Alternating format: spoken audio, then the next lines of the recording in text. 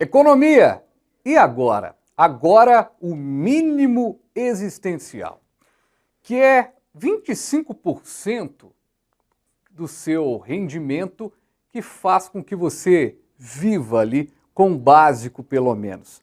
Pelo menos a direita ou a esquerda, todo mundo concorda de que nossa média salarial, nosso ganho econômico ao longo dos anos foi perdendo força, né? Por isso, o mínimo existencial para ser calculado também gera uma problemática danada. E por isso, eu tenho a honra de conversar agora com a Ione Amorim, coordenadora do Programa de Serviços Financeiros do IDEC, Instituto Brasileiro de Desenvolvimento Econômico, para a gente falar um pouquinho sobre esse decreto do superendividamento, o mínimo existencial, isso que você está vendo aí nos jornais todos. Hoje a gente vai explicar direitinho aqui no programa. Ô Ione, seja muito bem-vinda, viu, aqui ao programa. Sei que tá uma correria, é coletiva ali, é entrevista acolá, mas você arrumou um tempinho para falar com a gente, eu agradeço demais, viu? Eu que agradeço a oportunidade. Obrigada. Boa tarde a todos. Ô Ione, para a gente começar aqui a nossa história, eu queria ser bem professoral mesmo, né, para a gente explicar o que é o mínimo existencial. Eu comecei dizendo aqui um pouquinho, né, do que ele representa, do que ele tem que ser, mas na prática, o que ele significa? Na prática, ele significa a quantidade de recurso financeiro que uma pessoa precisa para sobreviver, ou seja, é quanto você pode dispor da sua renda para garantir a sua sobrevivência, com moradia, alimentação, transporte, saúde.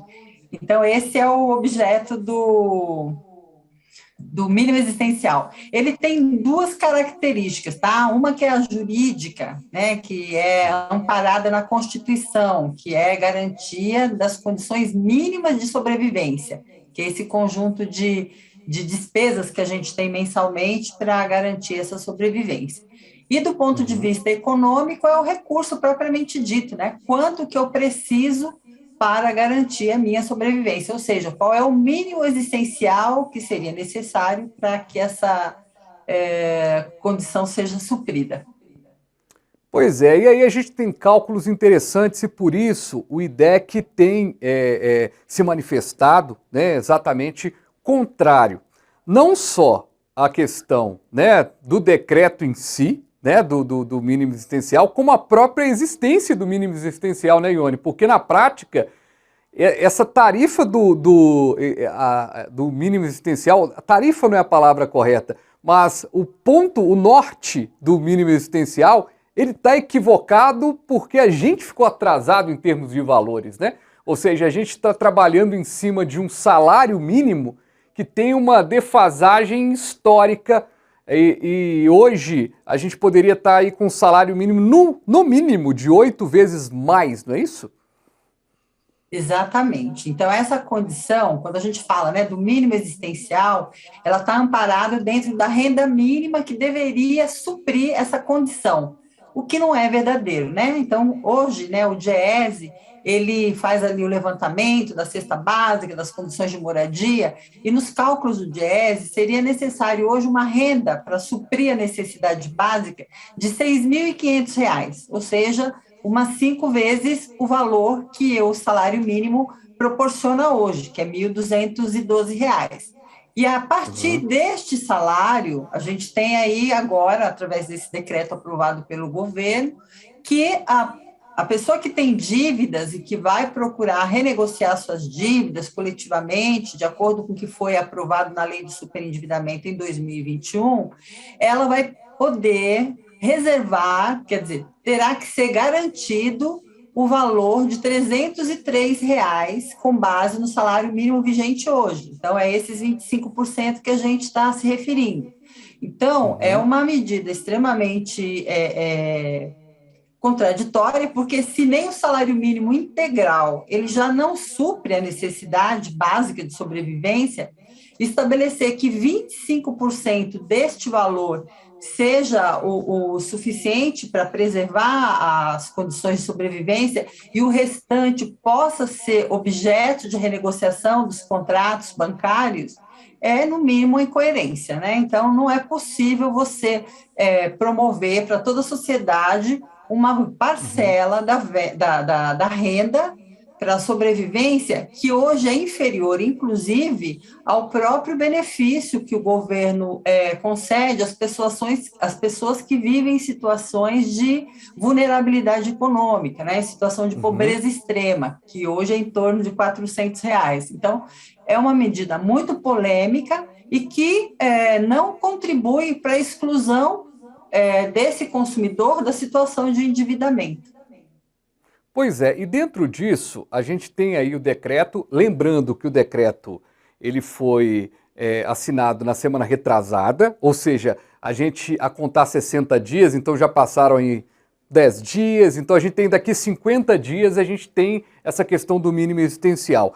Quando foi lançada a ideia do mínimo existencial, quando começou a ser discutida, Ione, é bom destacar que o IDEC já foi contrário desde já, né? Já foi colocada a situação. Não foi uma coisa de agora, de momento, da economia de agora, porque a gente está realmente com uma inflação bem maior do que quando começou, quando se começou aquele processo todo de pensar o mínimo existencial.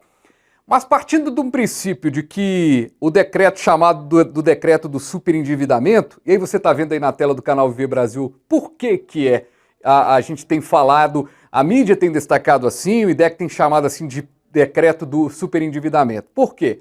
Se eu tenho um mínimo existencial, que aí vale que ele, de certa forma, vai balizar todo o investimento social, seja na ajuda do governo para as pessoas. A pessoa, mesmo com auxílio emergencial, onde ela vai buscar dinheiro? Nos bancos. E aí o sistema financeiro ele é beneficiado, agora a população nem tanto, né, Ione? Corretamente. Hoje a gente já tem essa realidade, né, do endividamento, porque justamente o salário ele não supre todas as necessidades básicas. Então, o consumidor regularmente ele recorre ao crédito consignado, inclusive o crédito consignado, mas o cartão de crédito, o cheque especial, que são modalidades de crédito mais caras, porém mais acessíveis. Então, o que acontece? No dia a dia, as pessoas tomam o crédito para complementar a renda, só que chega um determinado momento que esse fluxo ele já não funciona mais. Então, com o Uhum. repasse de juros, que é importante a gente lembrar que os juros no Brasil são muito elevados, e isso contribui muito para a redução do poder de compra do salário do consumidor.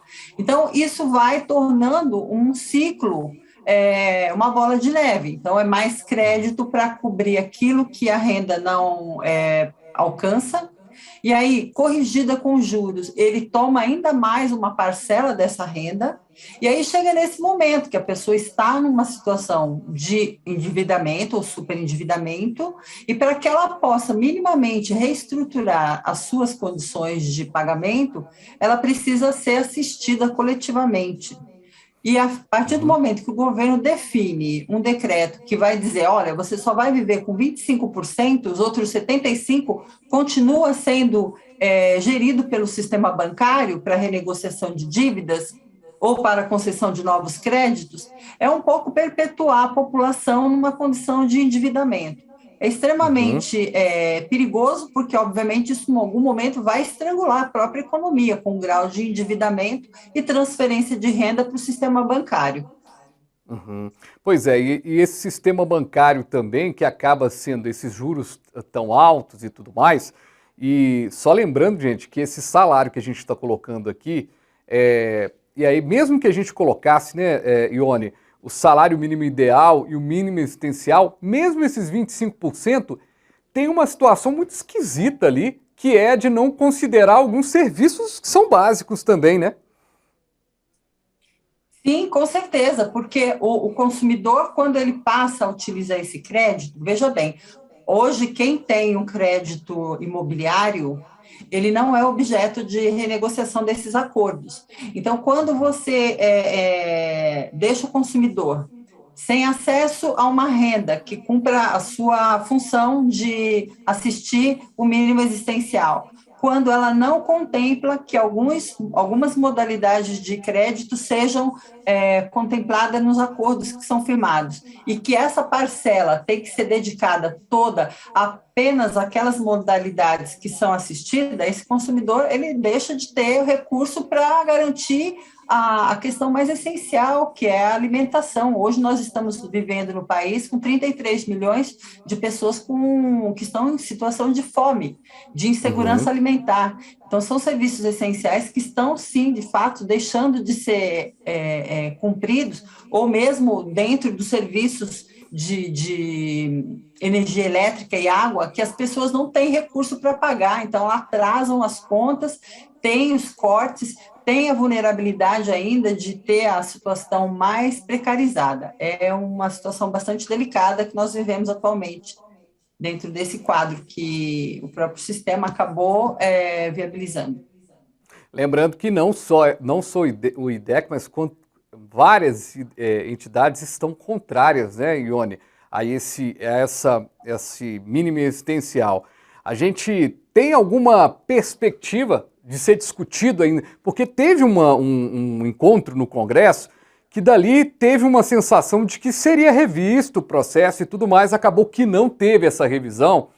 E a gente pode imaginar que ainda há espaço nesse período aí de 50 dias para frente. A gente tem uma discussão para que seja revista essa situação, pelo menos no que diz respeito a essas 33 milhões de pessoas que precisam, de certa forma, serem balizadas melhor nesse caminho aí do mínimo existencial? Com certeza. Nós tivemos, o ano passado, no final do ano, uma consulta pública promovida pela Secretaria Nacional do Consumidor para discutir justamente a questão do mínimo existencial. Ali, vários especialistas do direito foram debater o tema sobre como que a gente pode chegar nessa condição de avaliar o mínimo existencial e para quem que a população que estaria apta a fazer esses acordos coletivamente e de forma individual, porque a situação de endividamento da população, ela não é uniforme, né? Eu não tenho o mesmo grau nem de mínimo existencial e nem de endividamento que você e que outras pessoas. Então, nós não podemos tratar de forma coletiva, até porque essa medida é extremamente prejudicial, porque o sistema já opera dessa forma, o sistema bancário, com a concessão do crédito consignado, por exemplo, né, onde a gente tem ali os aposentados e pensionistas do INSS, os servidores públicos, do modo geral, que usam o crédito consignado porque ele tem umas regras já pré-estabelecidas. Quando ele afirma que a margem de consignação, que quer dizer o quanto pode ser utilizado como parcela de crédito mensalmente e pode ser sacado direto da sua renda, então o banco ele não vai olhar, mas essa pessoa tem a capacidade de assumir mais esse crédito? Não, ele vai olhar, eu posso me ofertar um crédito para ele e reter os 40%. Eu não importa saber se ele está em condição ou não.